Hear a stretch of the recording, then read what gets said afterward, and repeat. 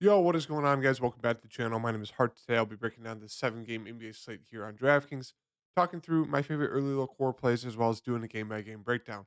I will also have an NBA Prize Picks video out later today, so make sure to check that out. Hit the like button as it does really help my channel. Let's try to get to 30 likes for today, and I'll see you guys in this breakdown. Before we get into the breakdown, just want to do a quick recap of my lineup. My voice is a little scratchy. I am a little sick right now, so I will try to make this quick and try not to destroy your guys' ears with this voice right now. But for my lineup with Hampton, Levert, Denny, Porzingis, Jokic, Simons, Osman, and Quickly. So originally had Devontae Graham in my point guard spot and Anthony Davis at the center spot. And I was just like, well, I could pay down for Hampton because he got announced as starting. And Jokic, I mean, it's Jokic. And of course, Hampton plays 27 minutes and it's just got awful. I mean, you could not be worse than 27 minutes out there. It was just super frustrating with him. Karis LeVert, 50 bomb. That's fine. Denny, like really, the dude had 20 fancy points at half. Maybe it was even 21. How do you go out there and play? I think he had like 3 or 4 minutes in the second like half. Like it made no sense.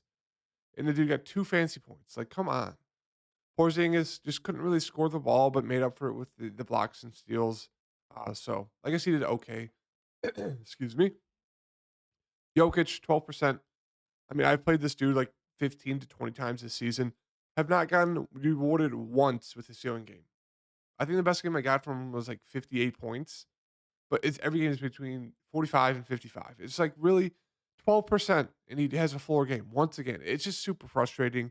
Simon's 25. He has got awful. I told you guys I was playing for the chance that Brunson and Dame would potentially be ruled out. We obviously got the Brunson news. That was great there. Got along quickly for 48. But then Simons, obviously, Dame got ruled in. I couldn't really pivot off of him. Left him in there. He scored 22 points, but did nothing else. So he was a bust. And then Osman, um, yeah, I mean, they really had no one coming off the bench besides him and Dean Wade. So I was just hoping Osman would get a little bit run if he scored, and he did. So that was fine there. I mean, still managed to cash, but just super frustrating stuff with Jokic. Like, come on, like really? And it's like if you look at the guy who took down the 15K to first, triple double, Giddy with a full healthy team. Beal, I mean, that's a solid play. MPJ, ceiling game with a full healthy team. Jalen Williams, I mean, really, Giddy and Jalen Williams having ceiling games? Come on. Zach Collins, ceiling game. Malik Beasley, ceiling game. Sohan, ceiling game. It's like, really, this is like the most random lineup. Enough toting for today, but yeah. So this will be a pretty quick breakdown, guys. As mentioned, just don't want to hurt you guys' ears with this voice. It's kind of hard to talk to. It's very scratchy. But with the Memphis side, no real standouts to me. If you're going to want to target some pieces, I'd say target Desmond Bain, Jaren Jackson Jr. Both of those guys have a solid ceiling here, and just a gross matchup versus Miami. So I think those two stand out to me. Santi Aldama, you could definitely take a shot on him. He's been a decent value, and that's really it. Moving on to Miami, um, Jimmy's been scoring the ball well recently. As you can see, um, been doing actually really, really solid. So if you want to continue with him, I don't mind it. It's just hard to trust him at that price tag. Bam, decent matchup for him. It's kind of been the Jimmy show. So if you want to get to these guys, I don't mind it. I guess Jimmy's the safest out of those three. If Kyle Lowry's out, Gabe Vincent should start. He'd be the okay value. Should be more minutes for a guy like Victor off the bench. So I think that's the biggest news I want to see if Kyle Lowry plays. If he is, no real interest besides maybe one of the big three. If he's out, I do like maybe taking a shot on Gabe Vincent, but mostly Victor Oladipo. Philadelphia and Cleveland on the Philly side. Um, Harden, I think he's a standout to me. Maxi looks decent as price tag. Harris, you could definitely take a shot on him, but yeah, it's really just Harden and Embiid for me. I do think Maxi and Harris are strong secondary options. On the Cleveland side, big news is obviously Allen and Mitchell. I wouldn't be surprised if they're in. So with everyone back, most likely, no real standouts to me. Everyone's just more secondary options. Charlotte's in Chicago, great game environment here. Excuse me. Sabonis looks good as price tag coming off a triple double. Fox looks good. Herter, Barnes, Monk, Murray. I think Murray would be my favorite. The minutes have gone down a little bit recently, but he was doing well before that. So yeah, no real strong standouts, even though it's a good matchup. I prefer just getting to Fox and Sabonis. On the Chicago side, Zach Levine's averaged, I think, 35 points this month so far. And what is that? 5 games. So he's been on a hot streak there. If you want to continue that, you can. I think I prefer getting to DeRozan or Vooch. They're just a little bit cheaper. They feel a little bit more safer, even though Zach's been on fire recently. I just prefer getting to DeRozan or Vooch. I think they both look pretty solid here.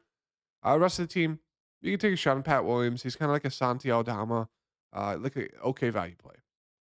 And then you could always take a shot on one of the guards, like a Crusoe, a White, even a Pat Bev, but you just don't feel great about it. Moving on to Boston, Minnesota. Great game environment here for Boston. Really like Tatum at his price tag. I think Brown's always a very solid contrarian option. In terms of like the mid plays, you can get to these guys. I just don't really like it. I'd rather take a shot on Smart if you wanted to get to one of them. For Minnesota, just don't love the matchup. Gobert is questionable, so if he's out, we can look to Naz Reid, who was questionable in the last game. So as of right now, there's just not a lot to like here. I mean, everyone's really, really priced up on the Minnesota side, so not a lot for me. Lakers. Lakers is the team we want to target. Great matchup here versus Houston. Obviously, Anthony Davis is out, so we're going to get a starting lineup most likely if D'Lo, Schroeder, Vanderbilt, Beasley, and I'd assume Gabriel, or maybe they're going to throw in Brown for Schroeder, bring Schroeder off the bench. We'll have to wait and see, but do like these Lakers guys. I mean, the prices aren't like the best. It's not like we're getting a ton of people at like cheap price tags, but I think Wendy Gabriel should be a very solid value play. I think we'd expect at least 20 minutes out of him. Hopefully he starts. We'll have to wait and see. But they definitely could throw on Vanderbilt there. Houston's not a big team, so they could definitely go small in their rotation. Go with like Vanderbilt. They could go with Hachimura at 4,500. So it's more kind of just a wait and see approach. But right now, Gabriel should be a very solid value.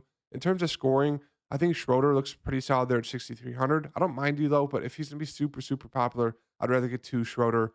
And I'd rather get to like a guy like Beasley, even though he's been terrible. He finally had a good game shooting the ball.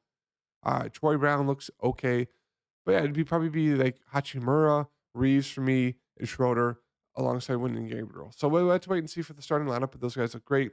On the Houston side, uh, KBJ has been playing pretty solid recently, so I do like him. Jalen Green a little bit too score independent for me. I do like Sengun if he's in. If he's out, they'll probably start Tari Eason, who's been decent. Don't mind him. And then Jabari Smith Jr. has actually been playing super, super well recently, as you can see. So if you want to ride that hot streak, don't mind it. It's just it would help us Sengun's out if he's back. Not a lot of interest for me in Jabari Smith. Moving on to Dallas and the Spurs. For the Dallas side, we have Kyrie's questionable, Hardaway's questionable, Woods questionable. Obviously, if Kyrie misses, we're going and load up on Jalen Hardy, who's been fantastic in the past 2 games. Without Luca and Kyrie, if Kyrie's back, I do really like him here in this matchup. If Tim Hardaway's out, we can expect Josh Green to start. He'd be a very solid play. If Tim Hardaway's back, just more of a GPP option. And if Christian Wood's out, it's just more minutes for a guy like Powell, guy like Bullock, guy like Kleber. I think Kleber would be my favorite out of that group. If he's back, you could definitely take a shot at him. He comes in at a great price tag. The minutes haven't been great, but if he got extended to like 25, maybe 30 for some reason, he could absolutely take down the slate. So keep that in mind.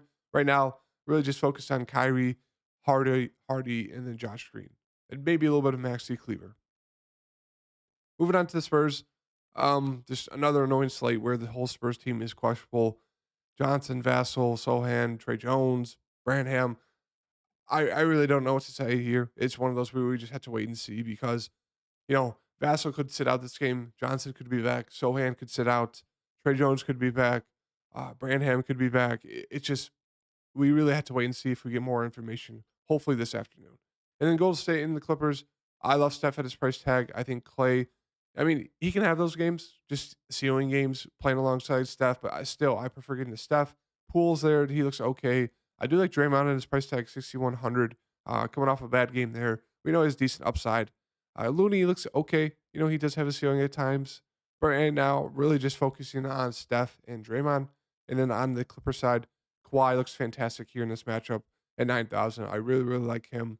I do like Paul George a good amount of. The minutes haven't been good on Russell Westbrook, as you can see. So he's just more of a risky tournament option. Zubac, kind of the same thing, risky tournament option. That's really it's really right now the focus for me is really just gonna be Kawhi Leonard and Paul George for this Lakers or this Clippers side. But yeah, I really like Kawhi Leonard, and I do really like Steph here at his price tag of 10.5. I think he looks like one of the best spin ups on the slate.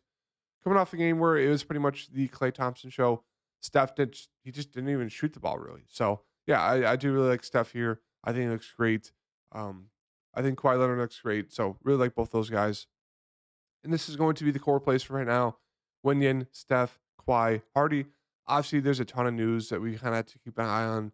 The Cleveland team, we have to keep an eye on the Lakers starting five, the the Mavericks starting five, as well as um, that's pretty much it for right now. So make sure to just kind of stay updated with me on Twitter at HeartDFS. Hit that like button as I do appreciate it, and I'll see you guys in the next video. Peace.